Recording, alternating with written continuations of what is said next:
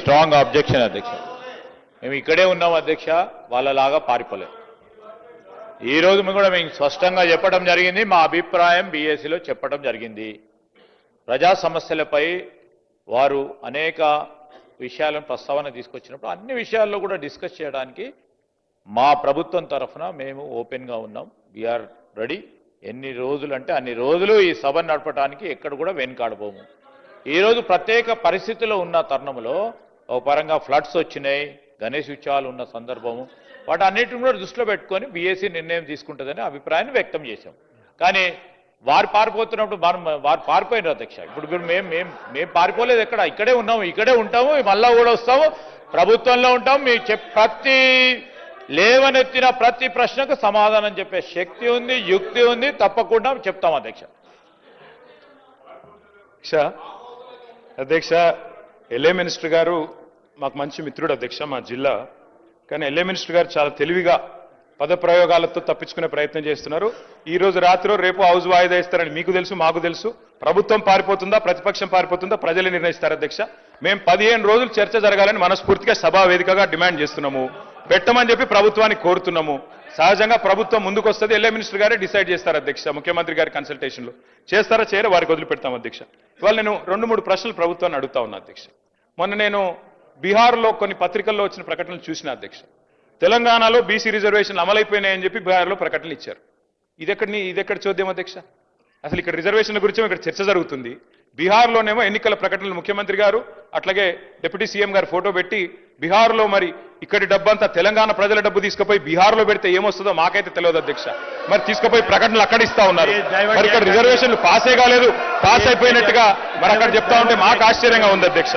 అట్లాగే అధ్యక్ష ఇంకో విషయం, న్యాయ సమీక్షకు నిలబడని జీవోలతో ఎట్లా బీసీల జీవితాలు మారుస్తారో చెప్పాలి అధ్యక్ష, ప్రభుత్వమే చెప్పాలి. అట్లాగే నేను తెలంగాణ రాష్ట్ర సమితిని భారతీయ రాష్ట్ర సమితిగా మార్చుకొని తెలంగాణ ప్రాంత ప్రజలతో పేగుబంధం తెంచుకున్నది ఆ పార్టీ అధ్యక్ష. ఈరోజు భారతీయ రాష్ట్ర సమితి అనే పార్టీ పెట్టి తెలంగాణ సంపదనంతా కూడా ఇతర రాష్ట్రాల్లో దోషిపెట్టిరు సార్ అధ్యక్ష. పంజాబ్ లో పోయి చెక్కులు ఇచ్చినటువంటి చరిత్ర మీది. మీరా మా గురించి మాట్లాడారు అధ్యక్ష.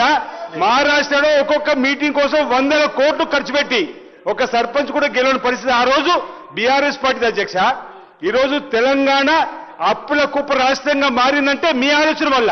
ఈరోజు 8 లక్షల కోట్లు అప్పులే తీసుకుపోయినటువంటి పరిస్థితి అధ్యక్ష.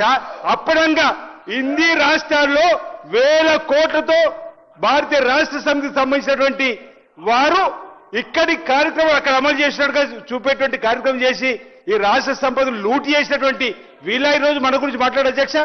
ఈరోజు మాది జాతీయ పార్టీ కాబట్టి అక్కడికి మా నాయకులు, మా ముఖ్యమంత్రి గారు, ఉప ముఖ్యమంత్రి గారు వెళ్లి వచ్చిన సందర్భాన్ని కూడా తప్పొట్టే విధంగా మాట్లాడితే ఎట్లా అధ్యక్ష? ఈరోజు మన తెలంగాణ సంపద అంతా కూడా ఇతర రాష్ట్రాల్లో పంచి వచ్చింది అన్నట్టు ముఖ్యమంత్రి అధ్యక్ష. ఈరోజు సభ నడుస్తుంది, ఇందులో ఉన్నాం, సభ పారిపోతుంది అధ్యక్ష అంటున్నారు. 22 నెలలైంది అధ్యక్ష రాంజీ ప్రతిపక్ష నాయకుడు కదా అధ్యక్ష. ఈ రోజు కూడా ఇంత బీసీలకు సంబంధించిన అంశం కానీ కాళేశ్వరం సంబంధించిన అంశం జరగబోతుంది. వారు వచ్చి మాట్లాడాల్సిన అంశం ఉండే కదా అధ్యక్ష. ఎస్సీ కేటగిరీ వేసినప్పుడు కూడా వారు రాలేదు కదా అధ్యక్ష. వారిదే తప్పు, మాదే తప్పు అధ్యక్ష.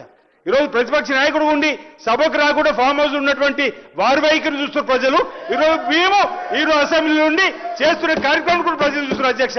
ఈరోజు వచ్చే రోజుల్లో కూడా ఈ ప్రభుత్వం మళ్ళీ అధికారులు కాంగ్రెస్ ప్రభుత్వం ఇంద్రమరాజ్యం వస్తుంది. ఇంత మా ముఖ్యమంత్రి అన్నట్టుగా ప్రతిపక్షాన్ని కూడా వారి స్థానానికి పరిమితం కాకుండా ఉంటారు అధ్యక్ష. Please KTR 5 minutes please. Speaker sir మీ ఈ సాంప్రదాయాన్ని ఎక్కడ చూడలేదు సార్. జనరల్ గా మంత్రులు ఇంటర్వ్యూని అవుతారు, మరి గవర్నమెంట్ విప్లు కూడా అవుతున్నారు. మా సీనన్న కూడా మంత్రి కావాలని కోరుకుంటున్నా. మా జిల్లా